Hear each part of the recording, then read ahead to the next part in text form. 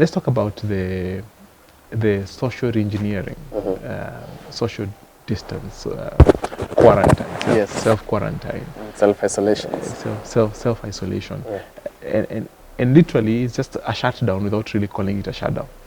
Yeah, when you think about this from an economic point of view, it definitely has implications on the economy, and especially if it's going to persist. Correct. People, I was just looking at observing myself.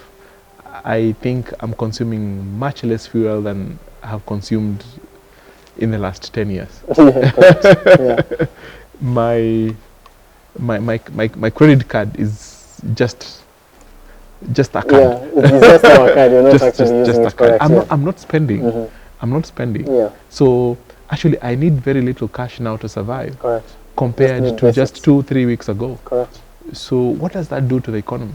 Well, it's not a good thing. Again, as you started, to the companies. When we started this discussion, we said I think one of the key components in any economy is spending. Yeah. And that's why we always ensure that, you know, by all means, people are spending.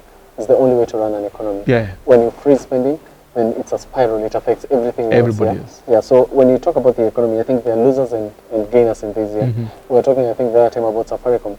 I think now people are calling more, checking on people more at home. You understand? People are now, if you're told to stay at home, you need your Wi-Fi. And if you don't have your Wi-Fi, He seems to be the only one benefiting from this particular situation. Yes, I think there are gainers in this. Yes. Now you look at your other companies, talk about your East African breweries. Bars have been locked down. Yes, bars are locked down. They're told to open up to 7:30. And you're only told open if you only have to open, you know. Yes. But by all means, let the people stay at home. So bars on lockdown, then people are drinking less. You know, people are consuming less. You know that those people they're trying now to buff up, you know, telling you we can deliver to your doors, which is another interesting industry that now we need to again, as you said, re-engineer how we do business and how we do things. We need to start thinking of the things we haven't been really keen on, and that's the last mile delivery. In terms of, you know, your Amazon in the US, you want a new laptop, you know, you go online, you buy a laptop, the next morning it's at your door. You know, you effortlessly, you pay online with your card. It's a service. There's no moving, there's no nothing. In Kenya, very few services are offered as such. In Africa? Now, yes, in Africa. Sorry, not just in Kenya, in Africa. So that's, I think, is an opportunity right there. And it's a weakness we have that now we need to start looking But that also is a challenge also now in the developed economies. Because this guy who is also delivering, also his health is at risk. Correct. So you've seen them taking up now. Delivery is also becoming an issue. Now if you talk about Amazon, they're doing it with drones. Yes. You understand? Especially when you talk about medicines. Technology comes in. Yes. You know, it's about now just thinking and not just following the curve. It's thinking outside that curve actually. And we call it disrupting ourselves. Yeah. For let's talk about Kenya. And generally in Africa, is one, we need to re-engineer the last mile delivery to make sure that actually this works. And how does that work? We have to have proper housing. I think we've seen that to the government, where you know you live on 11th Street Avenue, you're on block 5, house CA. Yes. So all that address put up together, someone can actually come to your proper address system. So you have to have a proper address system, and that comes with proper housing. You can't do that in shanties, you understand? In informal settlements. So that again, which is also part of the challenge when it comes to distributing. Correct. Survival package. How will it get to? Yes. And now we start talking about fraud. You know, you're given twice. Some other people do not get it. How do you actually get to these people? Is it safe? You understand? So once we dealt with COVID, I think now we start need to deal about that informal settlements and making people are informal addresses, because that's the only way to act, and that's the one thing that says last mile delivery.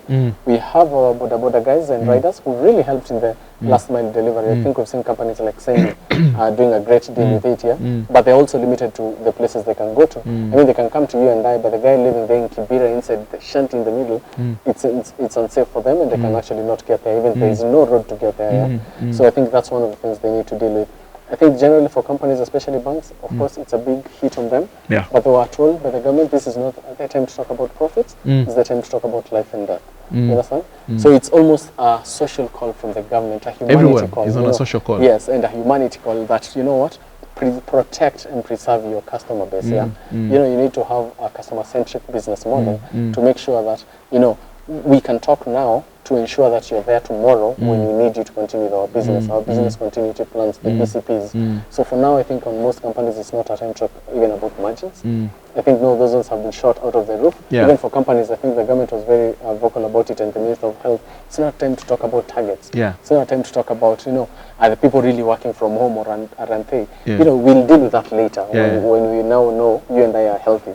So for right now, I think, and for most companies, we've seen KQ, they've shut down all international flights. Of course, first, this was a company on 8 billion. All airlines globally All have shut airlines, down. Emirates, Qantas, all of them. I think except, now we're in a Ethiopian global Airlines. lockdown. Correct. So I think we all know what to expect from them. But this is not a time for the profits. It's a time about for survival. You and I don't want KQ to fly because all you're going to get is now imported cases. Yeah. You've seen China; they've all their local numbers have gone to zero. They don't have any new infections locally.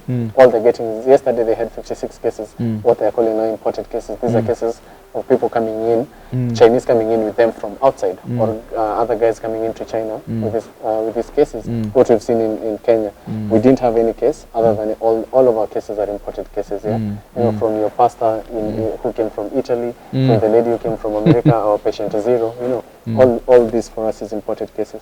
But I think for right now, for us, and even for the investors, again, on a humanity call, is to just make sure you protect your client base. And how do you do that? Is to make sure you do everything possible within your means to make sure they're there tomorrow. Yeah. Because you need them tomorrow. Yeah. They die today, tomorrow you don't have a business. Yeah. So it's for you to come in now, help the government as much as possible to preserve them for tomorrow. Yeah.